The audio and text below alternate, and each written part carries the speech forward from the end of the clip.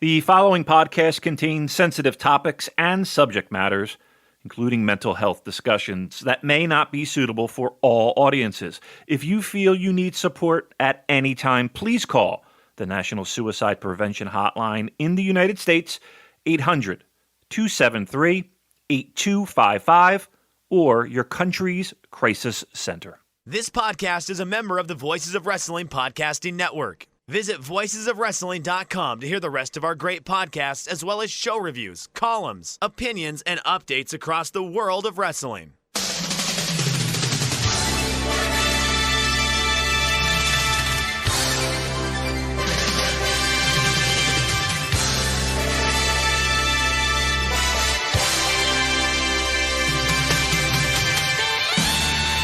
Hello everybody, welcome to the Super J-Cast. I'm Joel Abraham, joined by Damon McDonald. How's it going, Damon? We're good. I don't know. Seems like it's a little brighter out. It seems like a little things are starting to move in a decent direction, at least here. So sports are talking about coming back. I got NHL news yesterday afternoon, and I think over the weekend we got some good stuff for Japanese sports, which includes New Japan Pro Wrestling. So, yeah, I think everybody's slowly but surely chugging along. You been watching any Bundesliga? I have been watching. I couldn't tell you what I've been watching, but it's been on. It's been on in the background. What else have I watched that I'm not really interested in, but pretending to be just for the time being? NASCAR. Right? I watched a bunch of cars going around in a circle. What else? What other sports are live right now? Did you watch any of that? I don't know. Are you a golf fan, number one? No, I'm not. Yeah, me neither. But if I say the name Tiger Woods, you're familiar with Tiger Woods, right? Of course. All right. How about that Phil Mickelson? Yeah, the sex maniac. Well, he's probably a little bit more well known as a golfer, but yes, a sex maniac possibly too. Is it Phil Nicholson or Mickelson? He's a famous golfer as well. And then you have football's Peyton Manning. Are you familiar with Peyton Manning? I know the name, yeah. All right, and he's like Mr. All-American, all-shucks guy now. Like that's his gimmick. He's like football's equivalent to Bob Backlund at this point. Just going around the country being all-shucks guy, and then Tom Brady. You know, all the Super Bowl rings. Yeah, I'm familiar with Tom Brady. All right. Well, they had a celebrity golf tournament. Not a celebrity golf tournament that they televised. It was all those four guys. So they were like Phil and Tom Brady were a tag team, and Peyton and Tiger Mask, Tiger Woods. See how I'm trying to squeeze in pro wrestling? Tiger Mask. It'd be better if it was Tiger Mask. In a tournament, like not in a tournament, but they were teams. They played against each other. Joel, it was the most entertaining 2 hours or 3 hours of TV I've watched in months. It was fucking great because they're out there. The football players can play a little bit of golf, but they're not really that good. So they're shanking everything left and right. The pros are trying to save them. Joel, it's a torrential downpour they're playing in. They're playing in not just like drizzling. It's pouring down rain. And they're busting each other's balls on live TV. It was fantastic. It was wonderful. I can't recommend it enough if you find a replay of this shit. It was so good. And I hear the ratings just went through the fucking roof.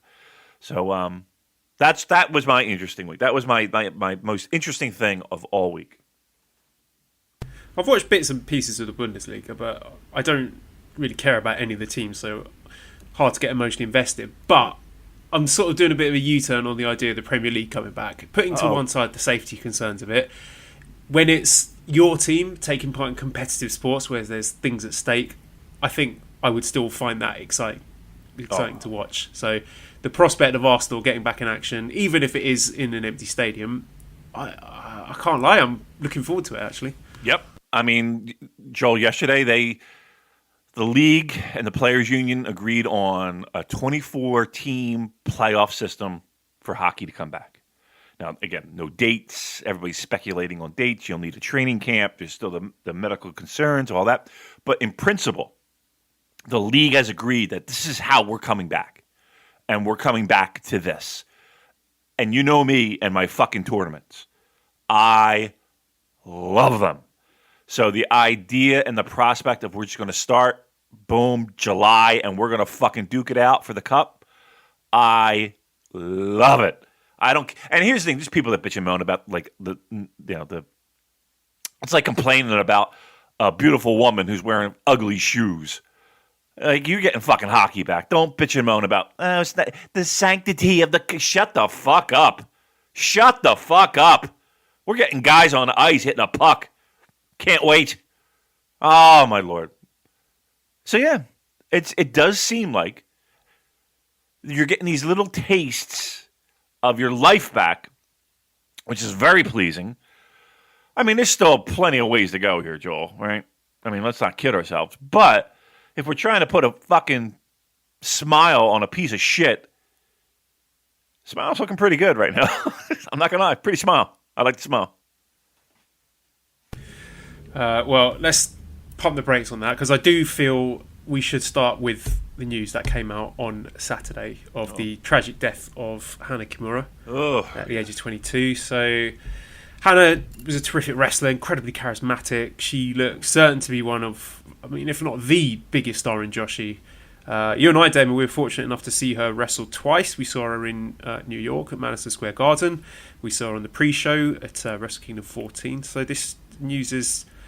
It's absolutely heartbreaking for a really talented young woman, had a whole life ahead of her, and I don't want to spend too long speculating over causes, because suicide is complex. It's rarely the result of a single factor, likely to have several interrelated causes, and I know lots of people are pointing at cyberbullying as one of them, and I see that Japan are looking into anti-cyberbullying legislation. That's great, but to me, that's a bit reductive. It feels like putting a plaster over a gaping, festering wound. Like it seems to me that there are a whole host of other issues going on with Hana's death, and personally, I think there needs to be a conversation about idol culture, where you get vulnerable young people pushed into this pressure cooker environment, and they're often dehumanized, often portrayed as sex symbols, and I think that kind of pressure has led to this disturbingly high number of suicides. I mean, you just look at like the K-pop industry, for example, because earlier this year I remember reading a Guardian article from a Korean journalist who said they've reported on 30 Korean celebrity suicides.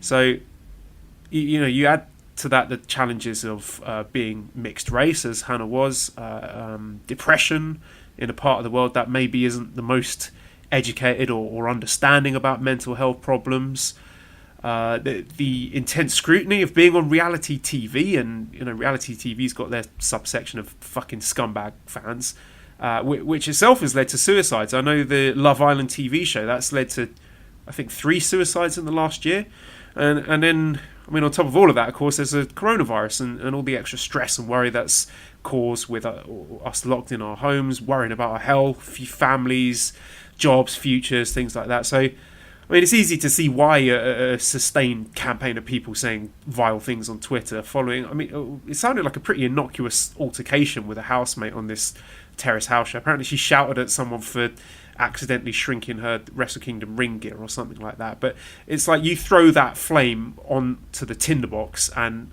we get yet another pointless, gut-wrenching death. And I just can't help but feel that Hana was failed by the wrestling industry, failed by her employers. I mean, these people in charge who are supposed to be looking after these vulnerable young people, and I really think companies like Bushiroad, all companies in these industries for that matter, they need to have structured support systems in place to try to stop things like this from happening. And so of course we should be try to be kinder to each other online. You never know what effect your nasty words might have on someone who's already having a shit time. I'm guilty of doing it too, Damon, but I think focusing on cyberbullying is deflecting away from the heart of the matter. I think here the problem's much, much deeper than that. These young celebrities, I think they need to be protected and supported, but they're being systematically failed by the people in charge who profit from them the most. What were your thoughts on the matter? Well, one, it was gut wrenching to read. As a matter of fact, the day, I think it was the afternoon before, I was getting messages asking if I knew anyone who was over there because they knew I wouldn't have seen them, but apparently she was posting some pretty terrible things online, self-harm posts. And people were very worried at that point. And then I got word that, people had reached out to other people that were in Japan to see if they could, contact her.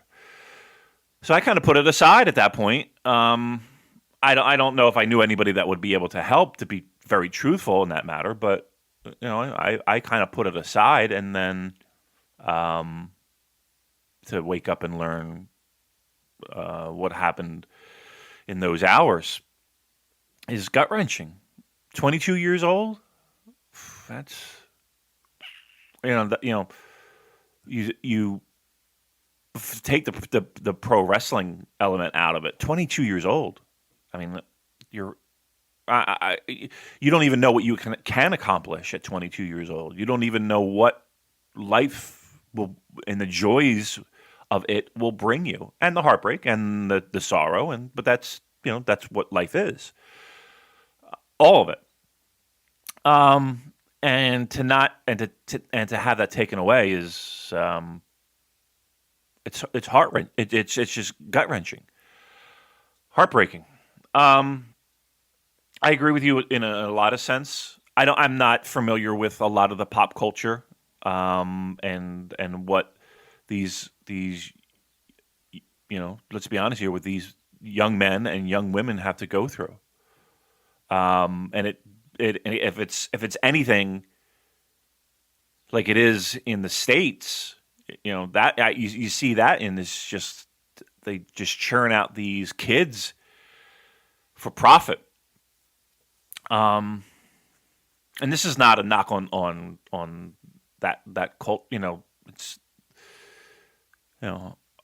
It's with everywhere. I mean, you see it in youth hockey, for crying out loud. How they just take these kids and it's just hockey, and then more hockey. These kids aren't even out of high school yet. And why? Just to make it big. I will say this. I wish, and I can only speak from my experiences. I think my issues have been well documented here on this show. And it's no secret that I stay away as much as possible from social media, because it's just not a place that's helpful in any way whatsoever if, you're struggling. I would plead that the benefits of social media are minuscule compared to the stress and the anxiety and the worry and the anger and the frustration that it also brings. And I don't know. I don't know how you check that, and I don't know how you regulate. That's got to be a self-check. But you got to know yourself at least enough to know that this is not a place that's going to make you feel better. It rarely is. That's what I mean when I say I think there should be those support structures in place. So when, for example, a company like Stardom are signing these talented young wrestlers, that is part of whatever emotional support program that they've got going. They've got someone dealing with the social media stuff, or at least prepping people and giving them strategy, just little things like that to try to minimize or deal with the effects like that. Do you know what I'm saying? Yes, I do, absolutely. But let's keep in mind, this is pro wrestling. I don't even think New Japan has something like that, where they have a social media advisor. It's usually somebody tweets something ridiculously stupid, and they get their ass hauled into the office and be like, don't fucking say that anymore. All right, sorry. I'll delete the tweet. And that's it. There's nobody coaching them. I mean, The NHL has that. The NFL has that. That's why, like, player tweets are a lot of times very bland and vanilla, and you're not getting much out of it. And you could tell somebody else is running the account for crying out loud.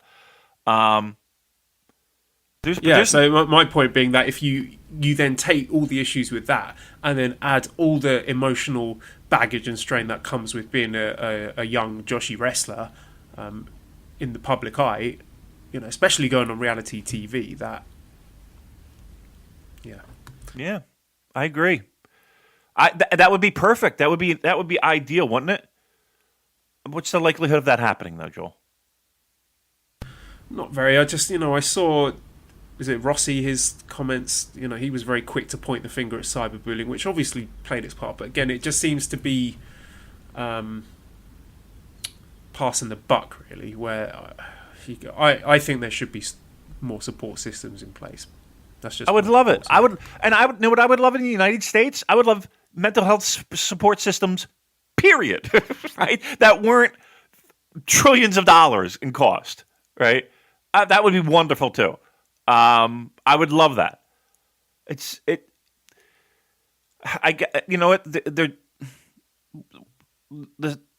You're not going to change people's actions online. I think that is going to be that is the longest shot in this. Yes, exactly. And I think if you are in the state of mind where strangers saying, admittedly really awful, terrible things to you on the internet, but if you are in a place psychologically where strangers sending you messages like that are going to lead to you doing awful things to yourself, then something really bad something's gone wrong there before the social media, the cyberbullying even came into play. Do you see what I mean? I do. I definitely do. And I would lean heavily in agreement on that. Yeah, I mean, listen, I'm a dope sitting in my office doing a New Japan Pro Wrestling podcast. I don't know if I have the answer to that, but I do know that, and I don't want to just sit here and say something has to be done and bang my fist on the fucking table. But yeah, I mean, if you have enough resources to put them in the spotlight and to make them a focal point and to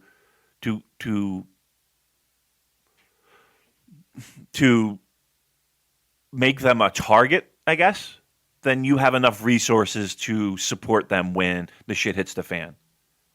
And I think that's what you're saying. Yeah. And I would agree with that 100%. Whether that's idol culture, whether that's pro wrestling, whether that's youth sports, whether that's whatever. If you have the resources to make them a star, then you have the resources to support them when issues like this arise. And I would agree with that 100%. And be proactive, not reactive. Yeah. Try and have that foundation there, so that if things like this do happen, then your employees are equipped to deal with it, and they know who to talk to, who to turn to when these kinds of things happen. Yeah, and for them to even at least think of that, right? To have that in the conversation of, okay, so what?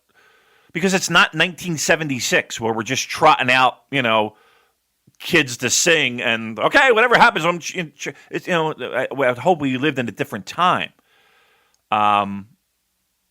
No, listen, Joel, I agree. If you have the resources to be able to make them a star in this day, with what these young adults and in a lot of cases kids have to deal with, they didn't have to deal with this. Often, like with Joshi, they often start working there in the public eye. They're becoming stars, when they're in their teens, aren't they? I mean, we've got I'm just names off the top of my head like Starlight Kid and Azumi, people like that. They barely in their, they haven't even reached the age of 20 yet before they're having, everyone looking at them and skeezy old men in the crowds lecturing off them. It's just. Yeah, it's I mean, endemic, just the idea of, okay, I have a match and now I'm going to go check my messages and I'm getting all these fucking direct messages saying how my match sucked or whatever. That can't be too great. I mean, we do a podcast and kind of do that, but part of the problem. But no, I think that's really the. And I agree with you, man. If you, again, I hate to beat the dead horse, but if you have the resources to make someone a star, you should have the resources to help them navigate the waters of something like this, so that this doesn't happen. I don't know, man. I just can't get out of my head 22. 22 is just it's just a crying shame, man. It's just a crying shame how. And here's the problem too. Let's not discount. This happens everywhere, right? I mean, this happens in all walks of life. I mean, she could have been a plumber, She could have been a cab driver. She could have been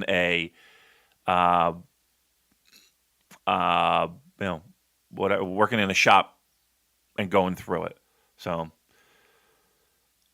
yeah, just awful all the way around. It was just it felt like the minute we stopped recording, more shit had just happened, and it was just like, oh, God damn it. Terrible news. So again, I feel terrible because we have listeners that are just passionate on that scene, whether it be Stardom or Wave or. I feel sorry for them. I feel sorry for all of pro wrestling. I feel sorry for her family. Just a fucking horrible scenario, man. Terrible scenario. Also, I'd say, mental health problems are real. They're more common than you think. I think we're all dealing with shit in some form or another. And we don't shy away from talking about them on this podcast for sure, Damon. So I urge any listeners who are having a hard time to reach out to someone, friend, relative, or if you're in the UK, you can call the Samaritans on 116123 or email jo@samaritans.org. Or if you're in the States, for the National Suicide Prevention Line, you can call 1-800-273-8255. Yeah, good job by you, Joel, for having those numbers right on hand. Yeah, do that. I mean, if anything comes of this, hopefully it's just it gets more people reminding others that there are people that are, even if you feel like you're alone, and even if you feel like you're got nowhere to turn, you do. Just a phone call away, and but let's turn that around, right? Let's at least reach out and know that someone, friend, family, or that phone number is there for you, all right? Yeah, so that capped off a really upsetting week in wrestling after the Larry Zonka and Shad Gaspard news. So let's try to put some smiles on faces, Damon. I saw a challenge on Twitter to ruin a wrestler by changing one letter of their name. Did you see that? I saw that you put the call out for that. I did not see the responses, though. All right, so I've made a list. Here are some of my favourites. So for the LIJ faction, we've got Canada, Sushi. Well, there's already sushi in all Japan, though. Okay. Another option was Douchey from PD Backman. I like that one. Tetsuya Naito. Lots of people came with that one. Emil. That was the Arctic Mark. I like that one. Shango Takagi.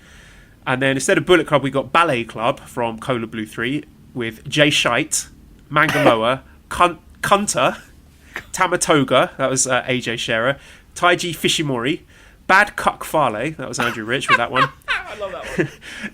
Ed Phantasmo from Daryl Sato. Just like the about Ed Phantasmo really tickled me. Pedo from Baroness Kessler. That's Gedo, but you just changed it to a P. Sure. Judo, Ishan Kana 4. Came with that one. Chafe Owens. That was also Baroness Kessler. And then the Chaos faction, Cola Blue 3 has changed that into Chats.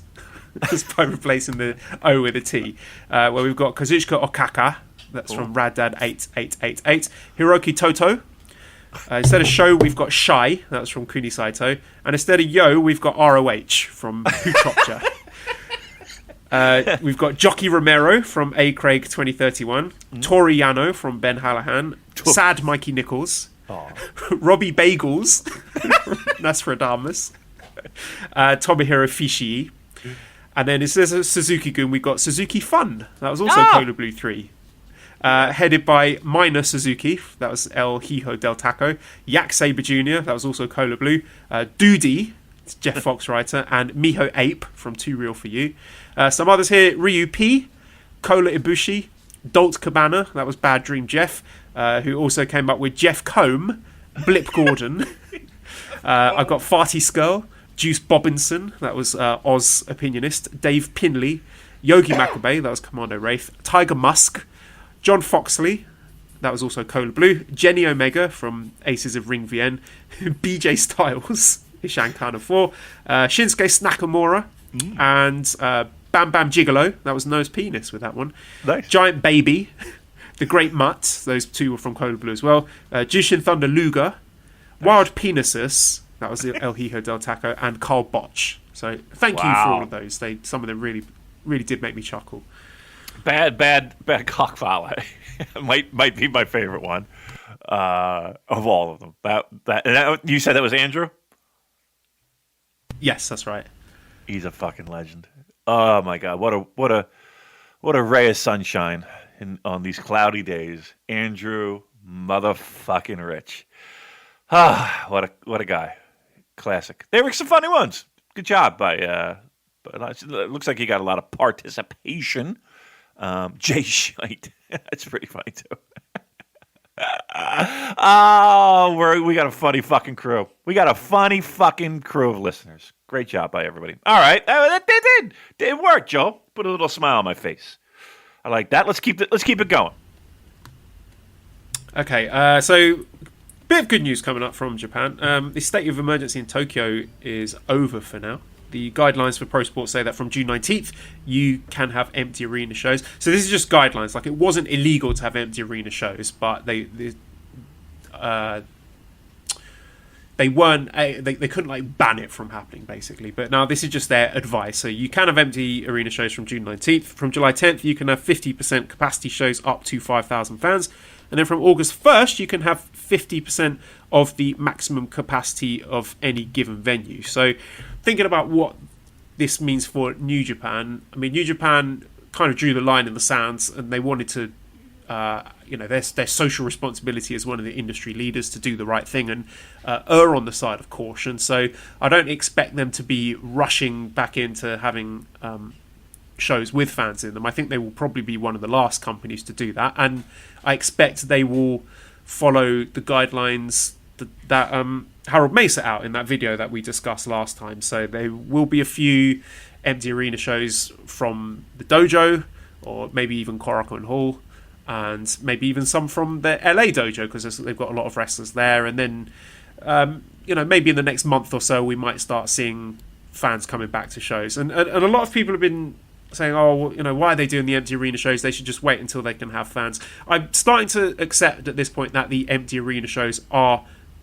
a necessity. You can't just go from nothing to having fans back, even if you do wait long enough, because there are many reasons for that. Like I said, to be cautious, to be safe, testing out logistics of being able to run a show safely, disinfecting, all that stuff.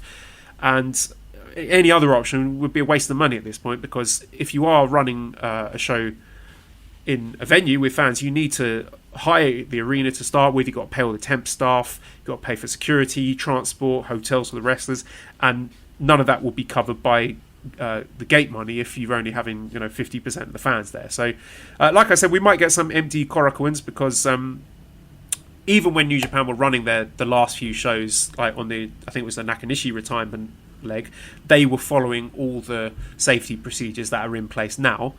And I imagine New Japan get a pretty good deal on rental fees, given the frequency with which they use that venue. So what are your thoughts on this, Damon?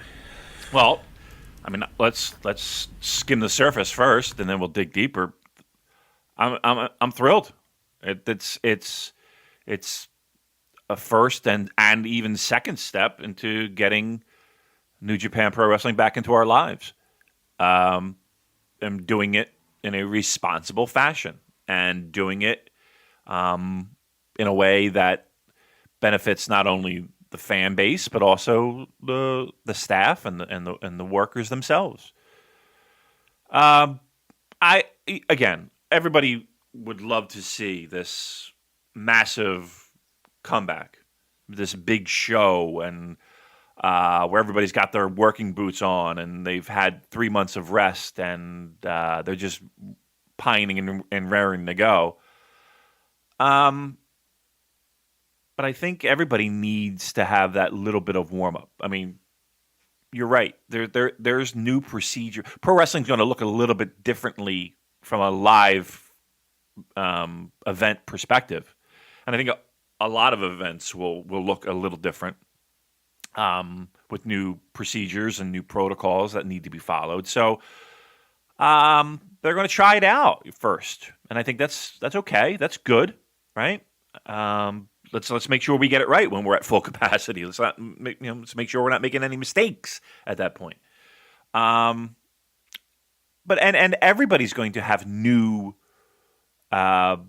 ways of doing business. Whether it's how are the broadcasters going to work? How big of a crew is needed?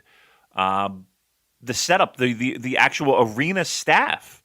How many people are selling beers and hot dogs? That's important. We need to know this. Ticket takers. Are we taking temperature? All those things that we've talked about for weeks and months. Well, now we're going to actually happen to implement. I like the idea of warming up the wrestlers a little bit too. I mean, can you imagine a big show like that? Wherever.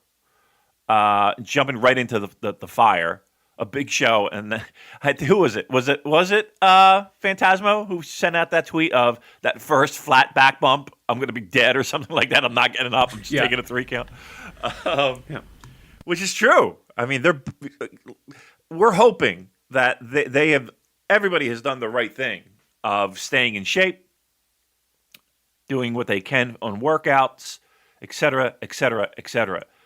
But I got news for you. There ain't nothing that's replicating a fucking back bump, from the top rope, right? That's gonna take all the wind out of your lungs. There's nothing that's they're not at home practicing, German suplexes on their gigantic teddy bear. We're hoping that they're hitting the weights, they're running, doing their body weight training if possible. But in ring, taking bumps, 3 months we're looking at, right, of not doing that. And the body kind of gets used to. And now I'll just have one extra beer. I'll just have a couple more chips or crisps. Or I'll just have another slice of cake. Because who knows when we're coming back. Okay, well, that adds up. So, again, we're hoping that they were diligent, maybe a little relaxing sometimes. I'm sure it's stressful, but they need time to get back into ring shape. And those practice, I don't want to call it that, those empty arena shows that they'll have a couple of, that'll be used for that for sure. So what do you think a dojo show might look like? Like, what kind of matches would we expect to see on that? Well, from a Japanese perspective, sorry, I should mention I think Zack Sabre Jr. is the only foreign wrestler who is in Japan at the moment, so it would be all Japanese wrestlers plus Zack, you imagine, yeah? Right. So, I mean, you're not going to see.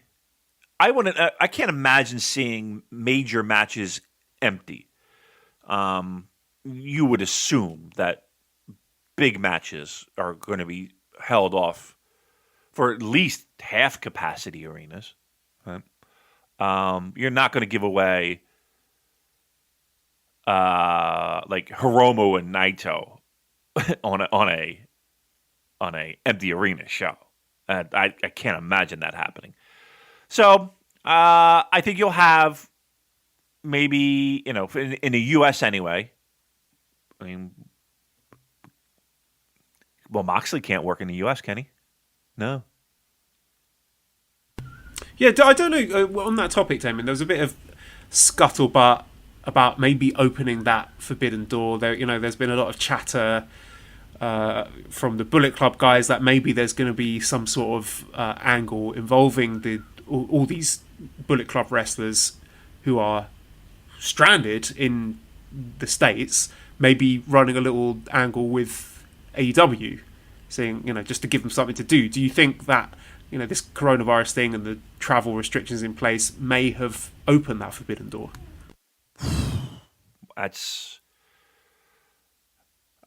You would hope that, everybody's in the same predicament in a large degree. And there would be some brotherhood there, right? We're all family, as Jim Ross reminded us many times during that AEW event. I don't see it happening, though. I would be shocked if it happened. But stranger things have happened.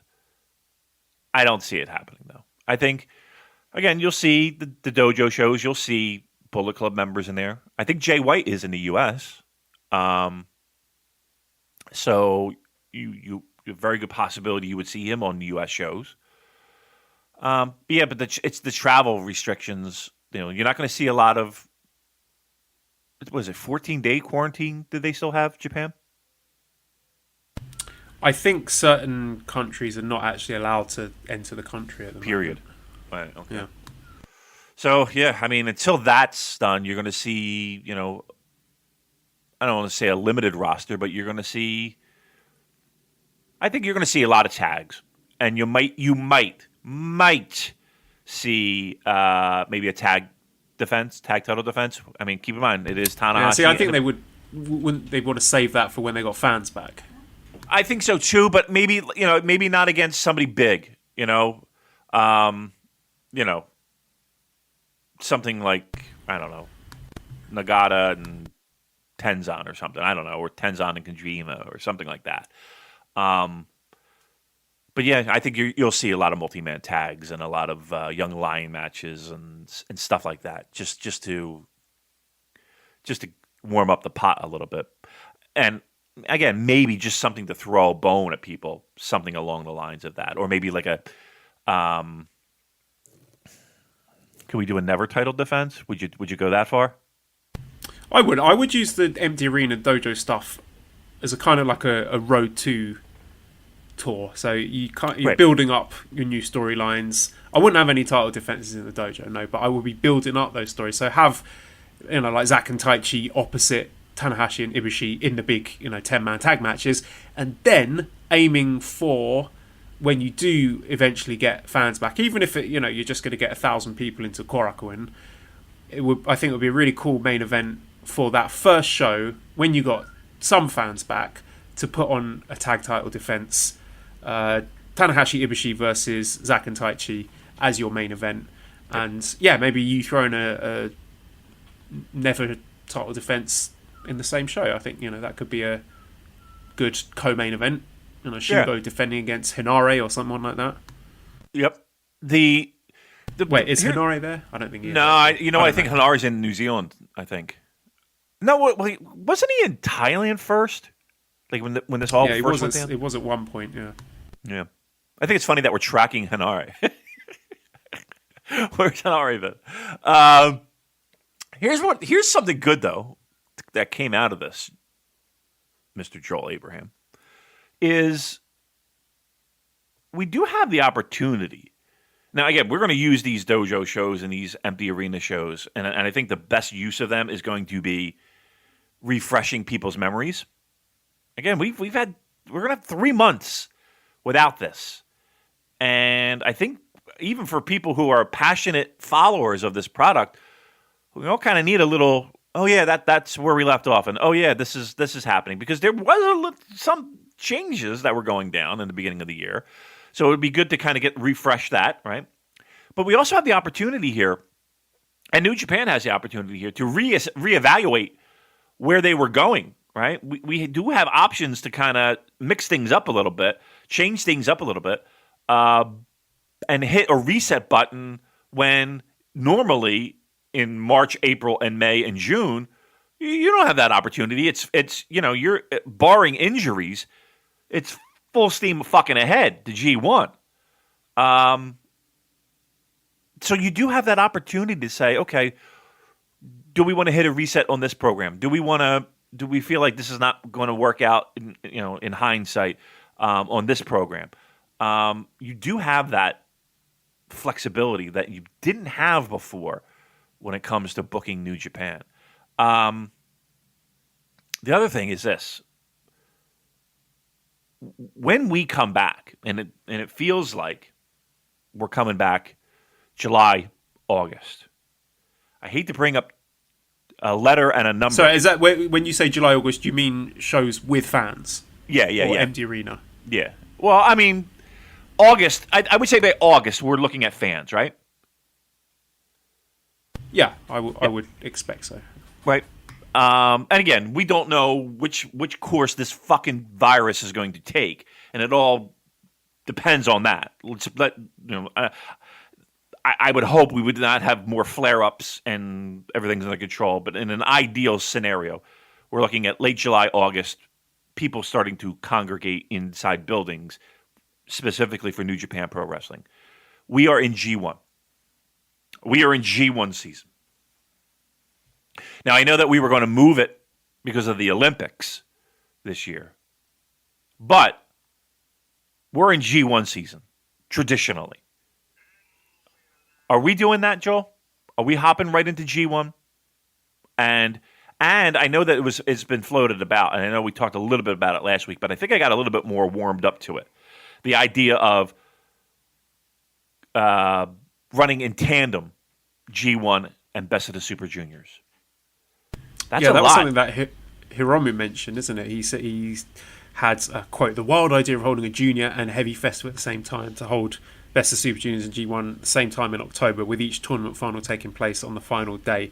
I don't know what that would look like. Would that be each show has 5 Best of Super Juniors tournament matches and 5 G1 matches? Because I just think it would be too much. I think you do one or the other.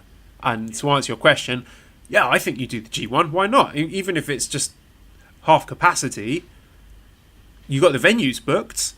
You're allowed to run if it's safe, if it's healthy to do so. I think the timing lines up quite nicely for that.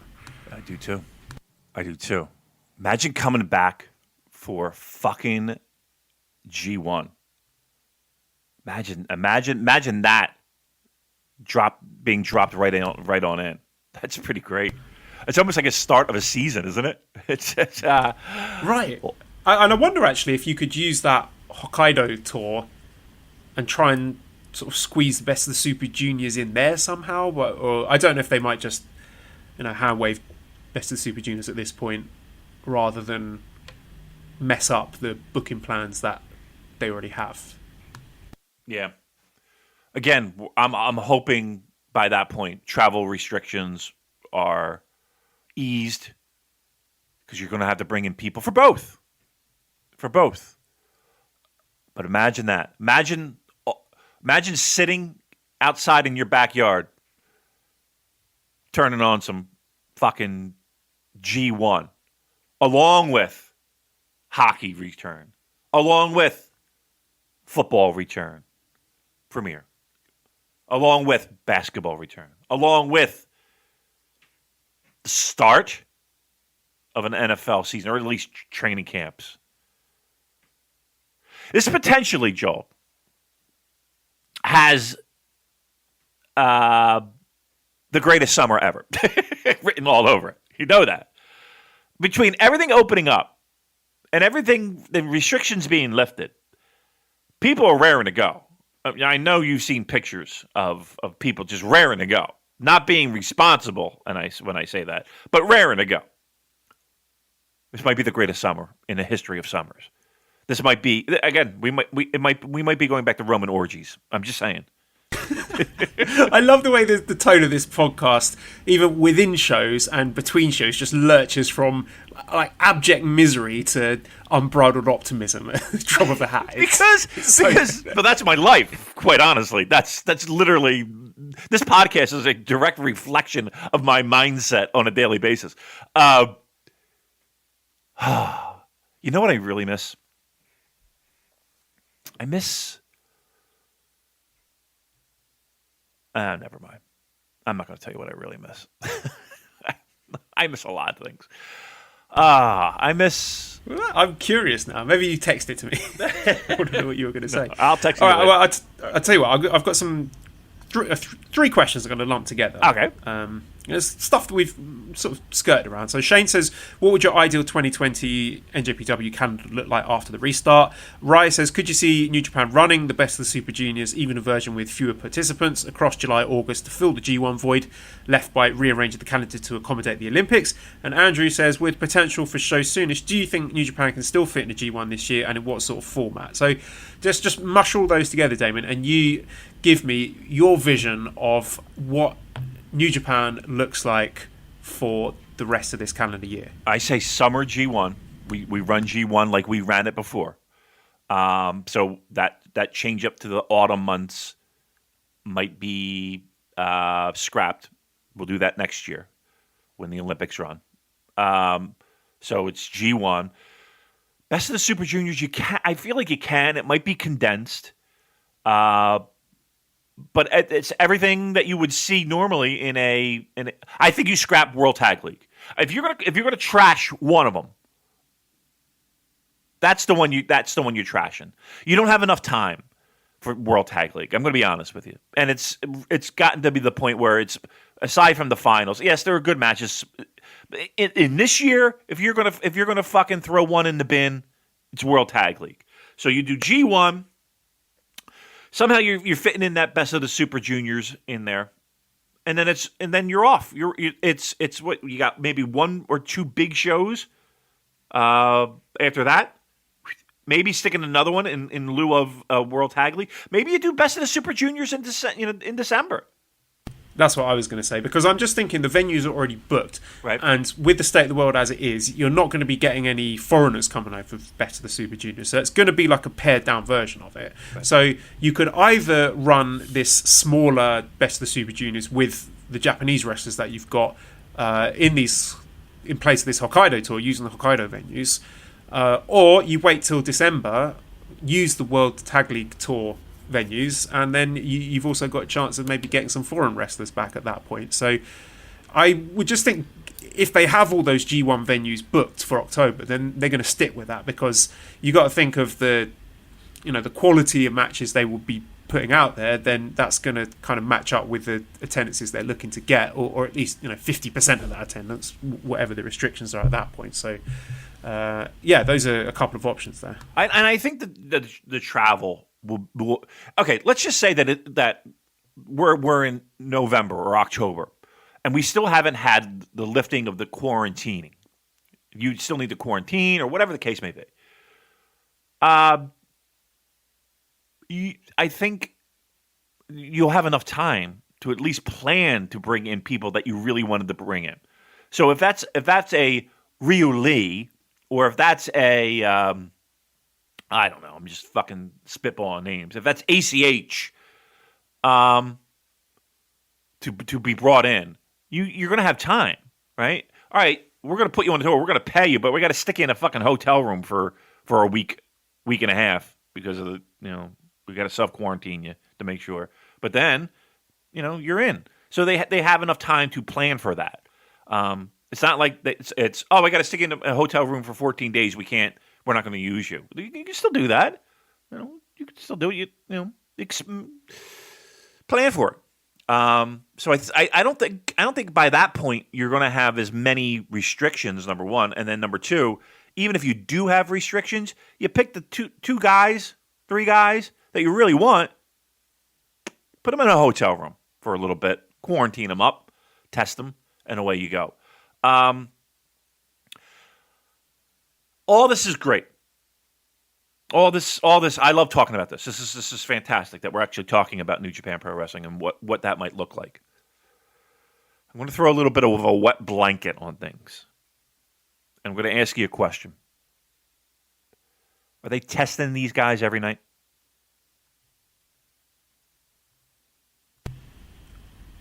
What, in the future? Yeah. I The don't know about wrestlers every night, but no. yeah, you think you want to test them frequently? Yeah. Okay. So you're a pro wrestler. You're on a tour. You're on a bus.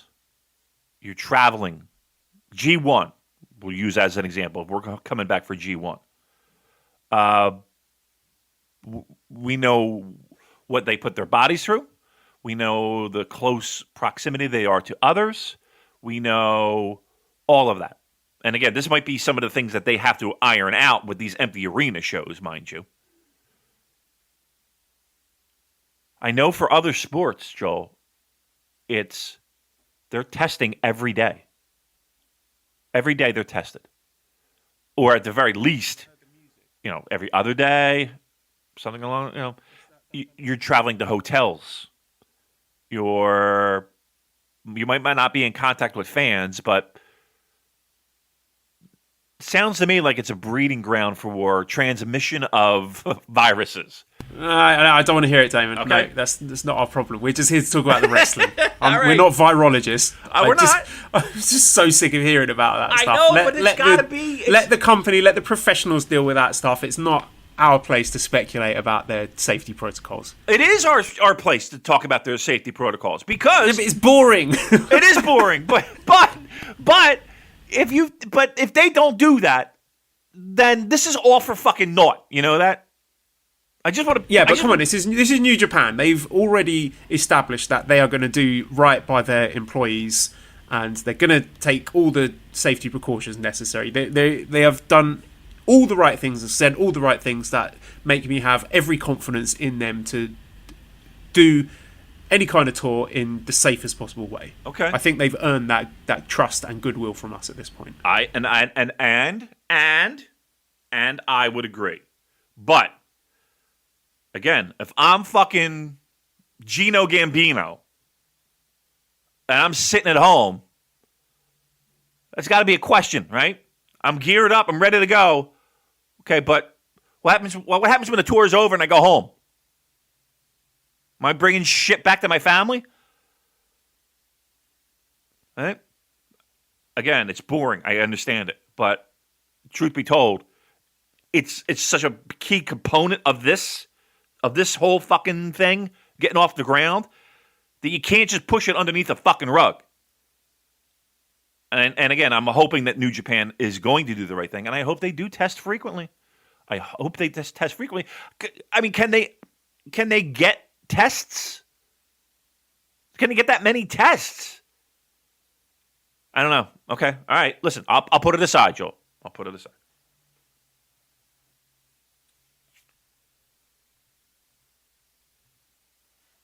Okay, sorry. I was trying to unmute myself, but then a little chat notification popped up on the screen. So then I tried to click unmute, and then it opened Microsoft Teams. So bloody computers. Okay, question there. Samuel North says, when New Japan returns with empty arena matches, how confident are you that they're going to be presented better than WWE/AEW matches? From what I've understood, the AEW ones have been presented pretty well by all accounts. I haven't watched any of them, but I'm hearing good things. I watched.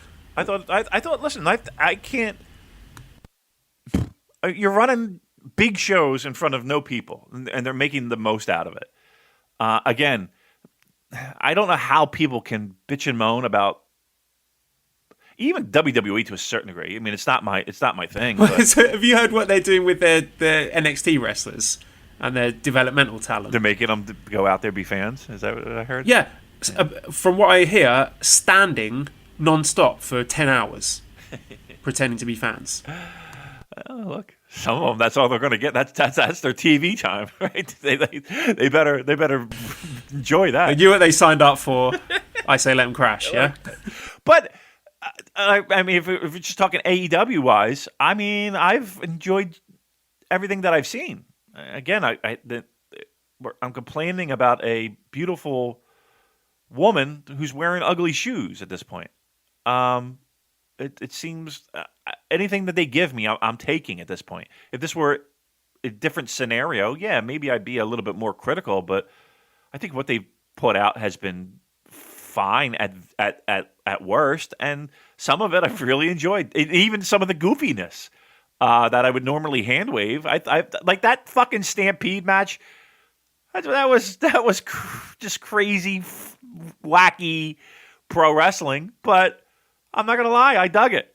I had no problem with it. I had zero problem with it. The horse running through the fucking stadium. Come on, Sammy Guevara getting run over by a fucking horse, and then weeks before it was a fucking golf cart. You see that bump he took? No, I didn't watch it. All I will say is this: the New Japan stuff. It's going to be a camera inside the dojo, so don't expect too much. Yeah.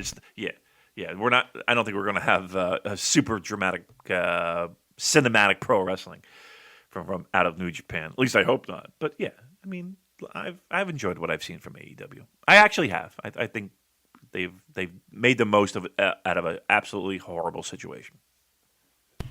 Question from the Broken Poet 1. Bash, do you think it's time New Japan should have their own venue / setup to run shows if a health pandemic happens again, but also have it at dojo? How will half-capacity venues affect profits? And do you think many job losses and people will have disposable income to go to live shows in the future, either domestic in Japan or foreign like US or UK? Given Japan is pumping billions into getting tourism back with incentives like half of flights being paid for, amongst other incentives yet to be stated, to get tourists to come since they've lost the Olympics this year, do you see many foreign fans taking the risk to travel for Wrestle Kingdom at this reduced rate, or do you think foreign fans will decline to come this year, even with the cheap travel incentives in place? Okay, I'll tell you flat out. If there's travel incentives, I'll fucking go.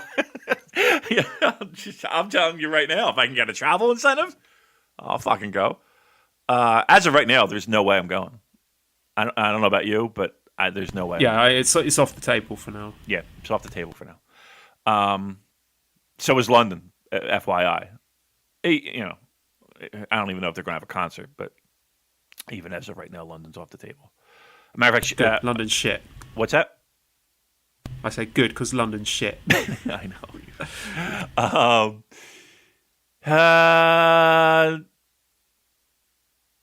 What was the question again, Joel? I'm sorry.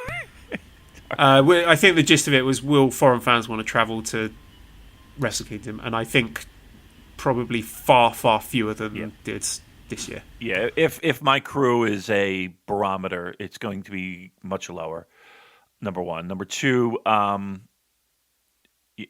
look, in the States, we're dealing with 20% unemployment rate. It's madness. We have rates lower than our Great Depression, in the 20s of unemployment. We have a little bit better infrastructure than we did in the 20s when it comes to taking care of those people, but it's certainly by no means great. There's that disposable income is, people are worried about paying their fucking mortgages and rents and car payments and shit. New Japan Pro Wrestling is not on their radar on that expense sheet. Yeah, it's going to be, especially from a U.S. perspective, it's going to be tough sledding. It's going to be tough sledding, that's for sure. Japan, I can't speak of. I don't think they have had near the unemployment rate that we've had here, but we got hit hard when it came to that. Jobs were just lost. You figure everything that was shut down, they're not paying those people. If you worked at a restaurant, if you worked as a bartender, if you worked in the service industry, in the hotels, in travel, in just everything, 20%. So it's going to be tough. I'll just say that it's going to be tough. But what is it now? Help me out here. Japan's got what now? What are they doing? They're giving out incentives for people to come? Yeah, I saw some advertisements saying that they would pay up to half of the travel fees to encourage tourists to come. Okay. Someone send us a link to that. Somebody. I would be curious as to see what that involved. Joel, if they're paying half, you going? I don't know. There's just a whole host of things for me personally to be thinking about. Like, I don't know where I'm going to be at that point. I don't know if I'll be allowed back in China at that point. Will I still have my job at that point? So it's just too far ahead in the future for me to think about that. All being well, if I am back in China and still gainfully employed, then the Japan tourism industry paying half of my flight is not really going to be that much of a deal breaker for me, given that it's only like a 3-hour flight from Xiamen and it's not that expensive. So it's more the expensive part of Japan for me is not the flights, it's the hotels and all the delicious food that I'm going to eat, and the fact that I'll have a little baby in tow as well. So those are the bigger considerations for me rather than the travel costs, to be honest. You can't get a boys' weekend out of her, huh? You can't get it. You can't get. No, we've argued about this a lot. She seems to think Wrestle Kingdom. She's like, no, you take Esther to Tokyo Dome because I'm going shopping. While you're at wrestling, I'm shopping. That's the deal. No, that is not the deal. Not going to take the baby with her. I love that little child with all my heart. Ain't no fucking way she's going to sit through 6 hours of Wrestle Kingdom. That ain't happening. All right. Well, listen, we'll work on her. We'll get some. We'll work on it. I want to check out more of that tourism thing, though. At least that's something. All right. What else we got? This is going to be a shorter show, I'm sure. We both have obligations, yes. But what else we got? Okay. Other news story was Noah star Kaito Kiyomiya said in a recent interview, and I quote, "This is my wish. I don't know what will happen. I don't know how far it will go, but I want to experience the Rainmaker." So he is interested in a match with Okada. Do you think there is any fire to this smoke? Could be. I think a lot of these promotions who haven't been running shows and are looking and scrounging for a way for these wrestlers to make a buck or two, they're all going to be putting out those feelers of, I'll take a Rainmaker too. Sure, I'd like to feel one too. Can I have one? Everybody's going to be in line to fucking get whacked with a Rainmaker because that's where the money is. I think, let's put it this way. New Japan will have, if they want anybody, it's going to be hard for people to say no. It's all New Japan saying, okay, we'll take you, we'll take you, we'll take you, we'll take you. Now, with that being said, I'm not a guy that's like, I want you to cherry pick every other wrestling promotion's stars, because I think, again, the idea of having the more promotions and everybody doing well is better in the long run than having one just gigantic monopoly promotion. We've seen how that works. With that being said, though, it is a different time where people need to get fucking paid. And I hate to say it, and I don't mean this in a bad way, but a 800 house at Korakuen isn't going to pay the fucking bills when they come back. So everybody's looking for that extra money. So I'll tell you what, I wouldn't be surprised if we see some of that. I don't know in what capacity, but I truly believe that we'll see a lot more of those people who don't necessarily have any contractual obligations reaching out and having those type of matches that'll help promotions survive this. Yeah, and it adds a bit of fuel to those people who think that there might be some cross-promotional super show at some point to celebrate the return of pro wrestling with fans in Japan. And I wonder, politically, there's obviously squabbles that come up when you talk about a star of this company going against a star of another company, and you end up with multi-man tags. Do you think Noah would... Okay, well, let's make it clear. If we do have, hypothetically, an Okada versus Kiyomiya match, Okada's not losing that one, right? Would Correct. Noah allow Kiyomiya to get pins, which I don't think would hurt him because he's not the champion anymore. Go Shiozaki's the champion, so he's still, one of the biggest stars in their company. Do you think they would be okay with him having a competitive match, but then losing to Okada in the end? And maybe I will make a conspiracy theory out of this: the fact that they took the GHC title off of him, and All Japan took the Triple Crown title off of Kento Miyahara and put it on Suwama. Maybe they're lining up Kiyomiya and Kento to get pinned by the New Japan stars in a big cross-promotional welcome back show. Welcome back, you're dead. I think they would if the money were right, and it's not going to be that difficult to make that money right, and it's not going to be this wild, crazy figure that if it were at both promotions were fighting for the top spot. Again, him eating a pin. Is that really going to do that much damage to Noah's fan base? I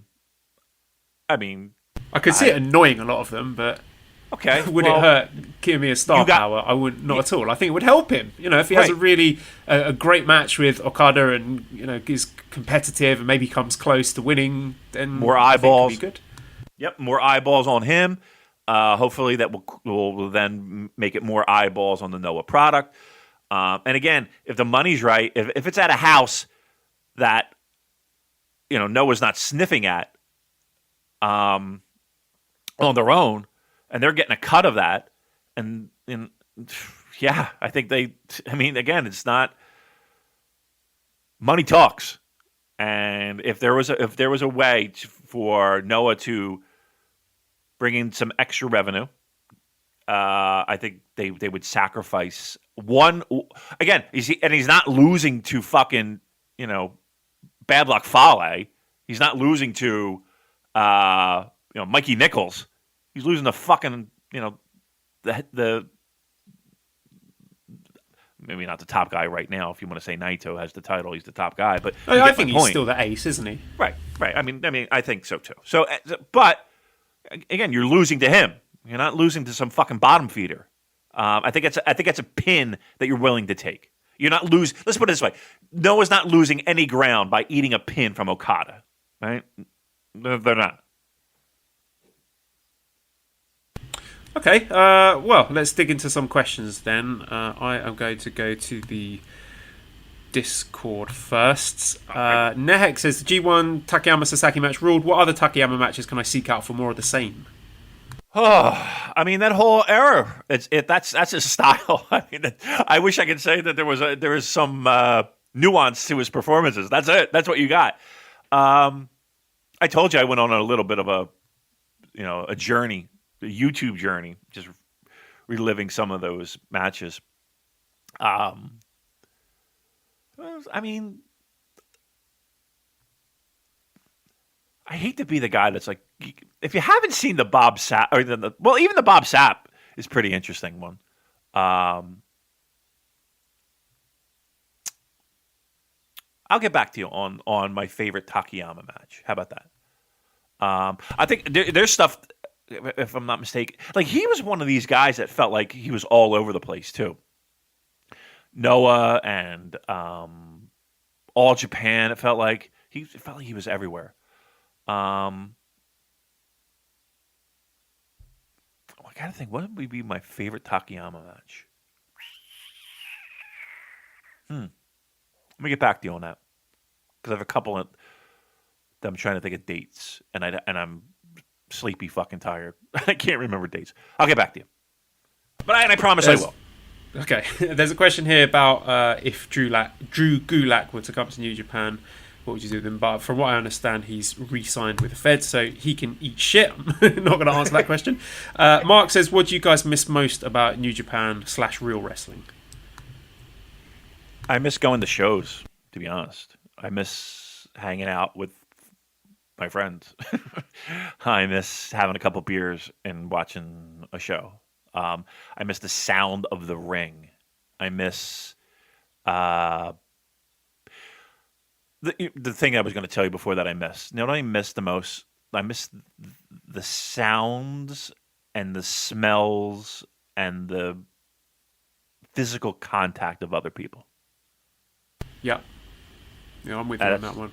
That's what I miss the most. I miss having a good fucking laugh and putting your arms around your friends and just fucking rip roaring laughing at something. I miss that more than anything else when it comes to pro wrestling.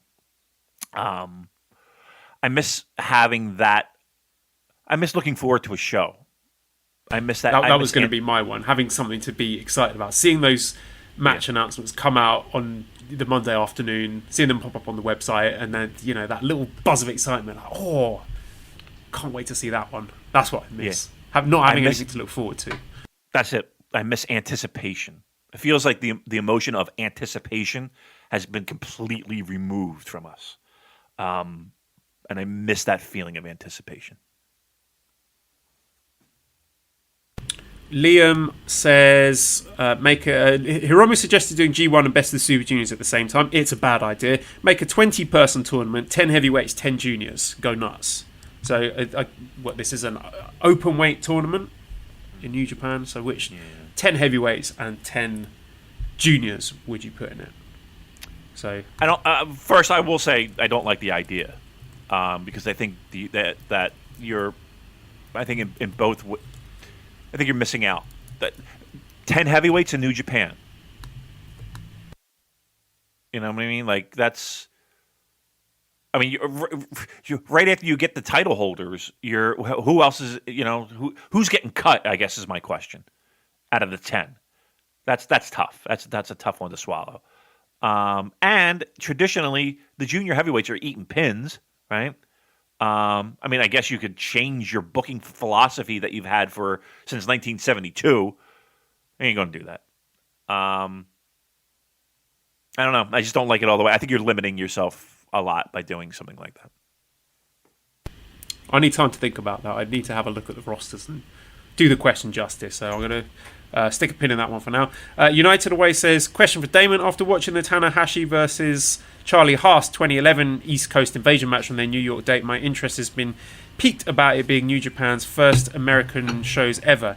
Did you attend any? Thank you, darling. Oh, Mally's just brought me scones with clotted cream and jam and a cup of tea. How wonderful. Oh. And the baby. The baby. I see. She's giving with one hand and taking away with the other. Did you attend any or all three of the dates? If so, do you have any memories from them? Anticipation from the American fan base? Any memorable matches or moments, etc.? Yep, I sure do. I was at all three of them. So there was one in Rahway, New Jersey, and there's a video out there where they do the fan. Like the shots of the crowd, and then it goes to a shot of me and my Liger tattoo. They took a little video of it. So if you see the video of the Rahway show, it's the complete show. I'm in that. Yeah. So I have pictures on my wall from that show, from the Rahway show, actually, of a very young Shinsuke Nakamura, me and him, and a very even younger Okada, pre-TNA. And I also have, what else do I have a picture of? Makabe, me and Makabe from that show. It was great seeing all those people because you never saw those people. It was running in conjunction with Jersey All Pro Wrestling. Fat Frank was the guy who ran Jersey All Pro Wrestling, who had, if I'm not mistaken, passed away. He did.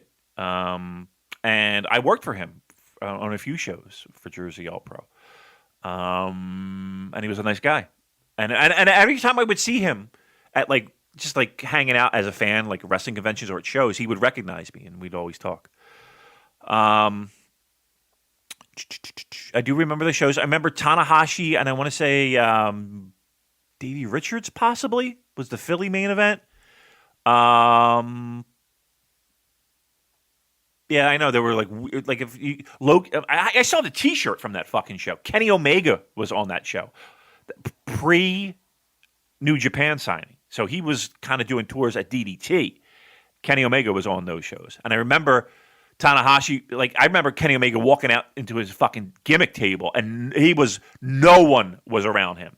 He had his green tights on. When I tell you, no one was going up to Kenny fucking Omega No one was. They probably got about. They didn't get huge crowds for a lot of these shows. None of them were sold out. They ran the ECW 2300 arena before it got renovated. I have a picture on my mantle, my bed. I don't even have a picture of my wife next to me. I have a picture of me, Liger, and Tiger Mask in the ring, sitting next to my bed. They brought a whole big crew over, though. They brought over a lot of again, Makabe, Taguchi before when he was doing Funky Weapon shit. I'm trying to think of other names. Tiger Mask. I mean, they fucking brought over Tiger Mask. Liger, Tanahashi, Okada, Nakamura was on there. Who else was on that fucking tour? I'm actually just thinking about Low Key worked that show. Those shows. Charlie Haas worked those shows. I want to say Davey Richards worked those shows. I could have sworn that was the main event in Philly, Tanahashi and him. So yeah, it was fun. Not a lot of people. It certainly wasn't what it was now. What it is now. You were a real hardcore fan at that point if you were going to those shows. But yeah, it's I do have absolute memories, and I went to all three, and I had a fun time. And I think I went solo to just about every one of those shows too. I didn't go with anybody on all those shows. I just went by myself because I didn't know really anybody that would go. So all those fair weather people that are on board now, where were you then? So yeah, it was good. It was fun. All right, I know you got a baby, so what do you want to do? You want to do one more question? No, we're good. All right, well, I've got 12 minutes before I need to go for a work meeting. All right, well then let's wrap it up then. All right, well, I'll do the last part of United's Way question. He says, what does it say about New Japan's growth that from 2011 to now 2020, they were booked in the Rahway Rec Centre to last year selling out Madison Square Garden with ROH, and this year having it booked again by themselves, but cancelled, which was knowingly out of their hands. It's amazing, isn't it? I mean, it's all those fucking fair weather fans. Makes you sick, doesn't it? It does make you sick. You know what I mean? But again, I think that pro wrestling is much different than now too. I mean, across the board. I mean, I say it all the time, but I mean, just females alone. It's you see more females at these shows than you ever did before, and I think that's a great thing. And I think that New Japan does a great job of leaning into that fan base, which I think is fantastic. I don't see why anybody wouldn't do that. But it is a different time, and pro wrestling traditionally has peaks and valleys of popularity, and yeah, this is another example that New Japan was able to ride the crest, so to speak. Be honest, when we first spoke, when Captain Craich put you in touch with me, was there a little bit of you that was like, this fucking Johnny come lately jumping on the bandwagon with Wrestle Kingdom 11? No, I mean you were in 20s, right? I mean, what are you going to do? Take a time machine and sit back with me in 1987? No. That's kind of what we've done with this classic watch-along, to be fair. And actually, so much so that I am going back and rereading Chris Charlton's book, Alliance Pride, because I think it's going to mean more to me now than it did when I read it 2 years ago. Mm-hmm. Yeah. That's not a bad idea, actually, to do that for everybody. No, I mean, we've said it a million times, but again, for me, I just needed to make sure that you had a brain in your head, you can communicate, that you could, and we hit it off. And we had chemistry. I think that was the most important thing. And I didn't want to have somebody that was had the same wrestling experiences and likes as I did, because I think that's just two guys saying, "Yeah, that was great." It can get fucking boring after a while.